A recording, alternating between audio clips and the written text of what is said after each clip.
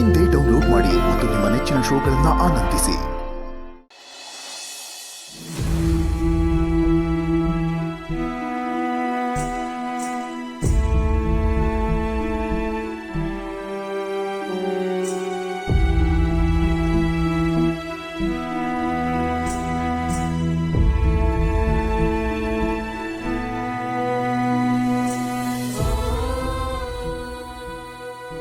Madam,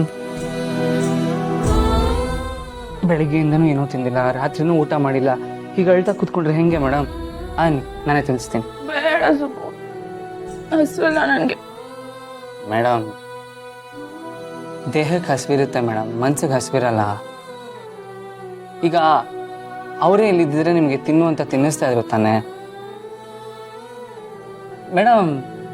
ನೀವೀಗ ಈ ಥರ ಅಳ್ತಾ ಊಟ ಮಾಡ್ದೆ ಕೂತ್ಕೊಂಡ್ರೆ ಅವ್ರು ಎಲ್ಲಿದ್ದಾರೋ ಏನೋ, ಅವ್ರ ಮನ್ಸಿಗಾದ್ರೂ ಸಮಾಧಾನ ಇರುತ್ತಾ? ಅವ್ರು ಇವಾಗ ಎಲ್ಲಿರ್ಬೋದು ಸುಬ್ಬು? ಯಾಕೆ ಇಲ್ಲಿಂದ ಹೋಗಿರ್ಬೋದು? ಅದೇ ನನಗೂ ಗೊತ್ತಾಗ್ತಾ ಇಲ್ಲ ಮೇಡಮ್. ಅವರು ಯಾಕೆ ಇಲ್ಲಿಂದ ಹೋದ್ರು, ಎಲ್ಲಿದ್ದಾರೋ ಏನೋ ಸಮಸ್ಯೆ ಆಗಿರುತ್ತೆ ಮೇಡಮ್. ಸಮಸ್ಯೆನಾ? ಏನ್ ಸಮಸ್ಯೆ ಇರುತ್ತೆ ಸುಬ್ಬು? ಅಲ್ಲ, ಮನೇಲಿ ಅಷ್ಟೆಲ್ಲ ಆಯ್ತು ಅಂತ ಬೇಜಾರು ಮಾಡ್ಕೊಂಡು ಏನಾದ್ರು ಹೋಗ್ಬಿಟ್ರ? ಆದ್ರೂ ನಾವೆಲ್ಲ ಇದ್ವಲ್ಲ ಸುಬ್ಬು, ನಮ್ಮ ಹತ್ರ ಹೇಳ್ಕೋಬೇಕಲ್ವಾ? ನಾವು ಅವ್ರ ಪರವಾಗಿ ಮಾತಾಡಿದ್ವಿ ಅಲ್ವಾ? ಇಷ್ಟಕ್ಕೋಸ್ಕರ ಅವ್ರು ಹೋಗಿದ್ದಾರೆ ಅಂತ ನನ್ಗೆ ಅನಿಸ್ತಾ ಇಲ್ಲ ಮೇಡಮ್. ಅವರು ಸಂಬಂಧಿಕರು ಸಿಕ್ಕಿರ್ಬೇಕು ಮೇಡಮ್, ಅದಕ್ಕೆ ನಾನು ಅವ್ರ ಜೊತೆನೇ ಇರ್ತೀನಿ ಅಂತ ಹೋಗ್ಬಿಟ್ಟಿದ್ದಾರೆ.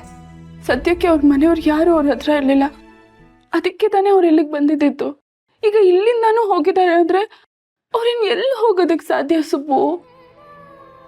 ನಾವೆಲ್ಲ ಅವ್ರನ್ನ ನಮ್ಮ ಮನೆಯವ್ರ ತರ ನೋಡ್ಕೊಂಡ್ವಿ ಅಲ್ವಾ?